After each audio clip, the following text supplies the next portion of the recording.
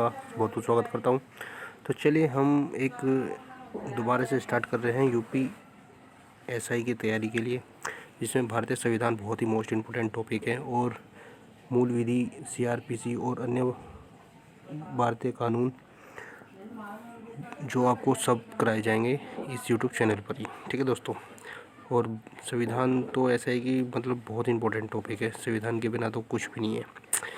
तो ये तो टॉपिक हमेशा पूछा जाता है यूपीएससी के पेपर में और किसी भी एग्ज़ाम हो, संविधान बहुत ही इम्पोर्टेंट है। तो 1 अलग क्वेश्चन लेके आए हैं आपके लिए संविधान के। तो भारतीय संविधान का विकास किस किस तरीके से हुआ, देखते हैं कौन कौन से क्वेश्चन बन सकते हैं। तो क्वेश्चन आपके लिए लेके आए हैं। तो ठीक है, स्टार्ट करते हैं आज का वीडियो।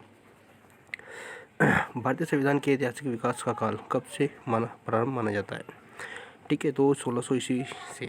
नेक्स्ट है रेगुलेटिंग एक्ट कब पारित किया गया? इंपॉर्टेंट, बहुत इंपॉर्टेंट क्वेश्चन है, बहुत बार पूछा था, 1773 ईस्वी में। नेक्स्ट है सर्वप्रथम उच्चतम न्यायालय की स्थापना का प्रावधान किस अधिनियम के द्वारा किया गया? आपको पता है रेगुलेटिंग एक्ट 1773 के द्वारा ही। नेक्स्ट है कोलकाता में एक सुप्रीम कोर्ट की स्थापना किस एक्ट के द्वारा की गई थी? ये भी रेगुलेटिंग एक्ट के द्वारा। नेक्स्ट है पिट्स इंडिया एक्ट कब पारित हुआ था? ये आपको देखना 1784 ईस्वी में। नेक्स्ट है किस एक्ट के द्वारा ईस्ट इंडिया कंपनी के व्यापारिक अधिकार पूर्णतः समाप्त कर दिए गए, केवल प्रशासनिक व राजनीतिक अधिकार रह गए? कौन सा एक्ट था वो? 1833 का चार्टर एक्ट अधिनियम। ठीक है। नेक्स्ट है बंगाल के गवर्नर जनरल को संपूर्ण भारत का गवर्नर बना दिया गया था किस एक्ट के द्वारा? यानी कब बनाया गया था? 1833 ईस्वी का राजलेख द्वारा। नेक्स्ट है किस एक्ट द्वारा कंपनी के महत्वपूर्ण पदों को भरने के लिए प्रतियोगिताएं परीक्षा को आधार बनाया गया? ठीक है, यानी कंपनी के जो महत्वपूर्ण पद थे उनके लिए परीक्षाएं कराई गई, प्रतियोगिता परीक्षा। तो आधार कब बनाया? 1853 ईस्वी का चार्टर एक्ट अधिनियम द्वारा। ठीक है दोस्तों। नेक्स्ट है भारत के लिए सेक्रेटरी ऑफ स्टेट की नियुक्ति किस अधिनियम के अंतर्गत की गई? 1858 ईस्वी का भारत सरकार अधिनियम द्वारा। फिर नेक्स्ट है भारत के लिए एक पृथक विधान परिषद की स्थापना की गई थी, कब की गई थी? 1853 ईस्वी का जो चार्टर एक्ट अधिनियम था उसके द्वारा की गई थी। नेक्स्ट है भारत में ईस्ट इंडिया कंपनी के शासन को किस अधिनियम के द्वारा समाप्त किया गया? 1858 ईस्वी का भारत सरकार अधिनियम द्वारा। इम्पोर्टेंट है, याद रखना है। ये जो भी क्वेश्चन मैं आपको करा रहा हूँ वन लाइनर बहुत ही मोस्ट इम्पोर्टेंट क्वेश्चन है और एग्जाम में पूछे जाते हैं। ठीक है दोस्तों। फिर है महारानी विक्टोरिया को भारत की सामग्री कब नियुक्त किया गया? ये 1858 ईस्वी में। 1 मिनट रुक जाइए।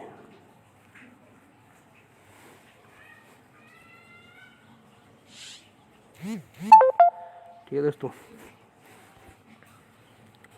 फिर गवर्नर जनरल को अध्यादेश जारी करने का अधिकार दिया गया, कब दिया गया था? 1861 ईस्वी का भारत परिषद अधिनियम द्वारा।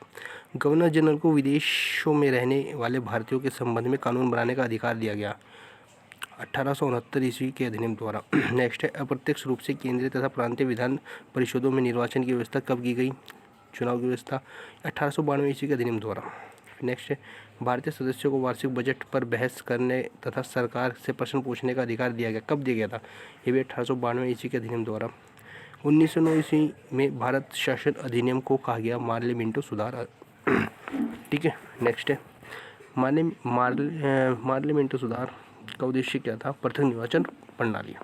नेक्स्ट है पहली बार मुस्लिम समुदायों के लिए पृथक प्रतिनिधित्व कब उपलब्ध किया गया? 1909 ईस्वी का भारत शासन अधिनियम।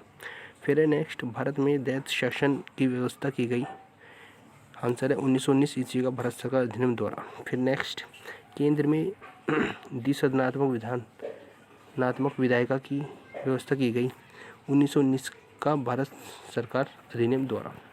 ठीक है दोस्तों। फिर है मॉन्टेग्यू चेम्सफोर्ड सुधार कब लागू किया गया? ये 1919 ईस्वी में। नेक्स्ट है किस अधिनियम के तहत प्रत्यक्ष निर्वाचन सिद्धांतों को मान्यता दी गई? भारत सरकार अधिनियम 1919 द्वारा। ठीक है दोस्तों।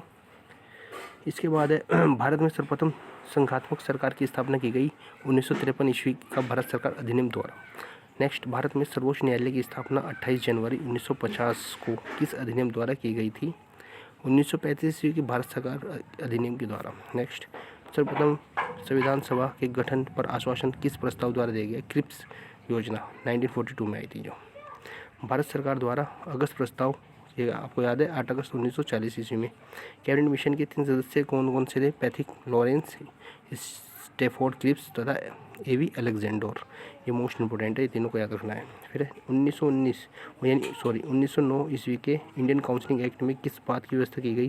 सांप्रदायिक प्रतिनिधित्व की। नेक्स्ट है भारतीयों को वर्ष 1947 में सर्वोच्च सत्ता सौंपने की योजना किस नाम से जानी गई? माउंटबेटन योजना। नेक्स्ट, भारत में आज़ादी के समय इंग्लैंड में किस पार्टी की सरकार थी? लेबर पार्टी की।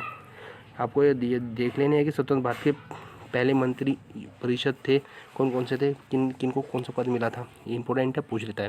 प्रधानमंत्री जवाहरलाल नेहरू, प्रधानमंत्री सरदार वल्लभ भाई पटेल, ठीक है। फिर गृह सूचना प्रसारण मंत्री सरदार वल्लभ भाई पटेल, खाद्य एवं कृषि डॉक्टर राजेंद्र प्रसाद, शिक्षा मंत्री कौन थे? अब्दुल कलाम आज़ाद, रेल परिवहन मंत्री जॉन मैथाई, रक्षा मंत्री कौन थे? सरदार बलदेव सिंह। फिर नेक्स्ट संचार मंत्री रफ़ी अहमद किदवई, स्वास्थ्य मंत्री राजकुमारी अमृता कौर, विधि डॉक्टर वी.आर. अम्बेडकर, वित्त मंत्री आर.के. वनमुखम शेट्टी, उद्योग एवं आपूर्ति मंत्री डॉक्टर श्याम प्रसाद मुखर्जी, खान एवं विद्युत के आपके एन.बी. गॉडगिल, श्रम मंत्री जगजीवन राम। नेक्स्ट है कार्यकारी परिषद के उपाध्यक्ष पंडित जवाहरलाल नेहरू जी, ठीक है दोस्तों। फिर एक हो रहे 4-5 लगे, नहीं बोले। स्वतंत्र भारत का प्रथम गवर्नर जनरल लॉर्ड माउंटबेटन, स्वतंत्र भारत का प्रथम भारतीय गवर्नर जनरल चक्रवर्ती राजगोपालाचार्य। और नेक्स्ट है स्वतंत्र भारत का अंतिम भारतीय गवर्नर जनरल चक्रवर्ती राजगोपालाचार्य हैं। भारत का अंतिम वायसराय लॉर्ड माउंटबेटन। भारत के विभाजन की योजना प्रस्तुत की गई लॉर्ड माउंटबेटन द्वारा। Lord Mountbatten.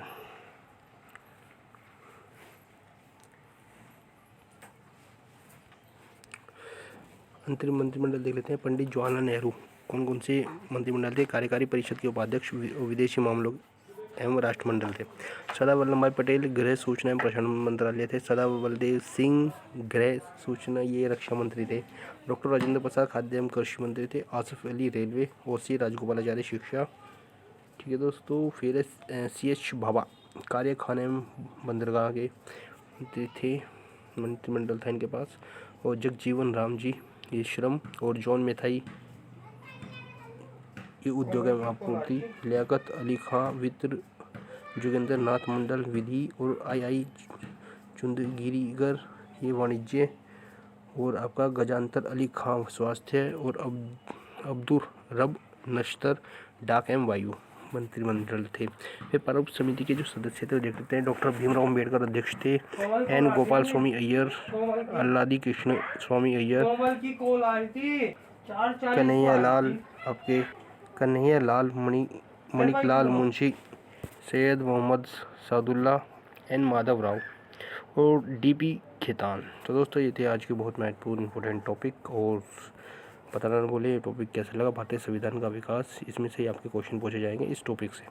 इंपॉर्टेंट टॉपिक है, अच्छे से कवर कर लीजिए, अच्छे से पढ़ लीजिए, ठीक है। और वीडियो अच्छी लगी तो लाइक और सब्सक्राइब करना ना भूले। चैनल को सब्सक्राइब करे बगैर मत जाइए। Thank you for watching.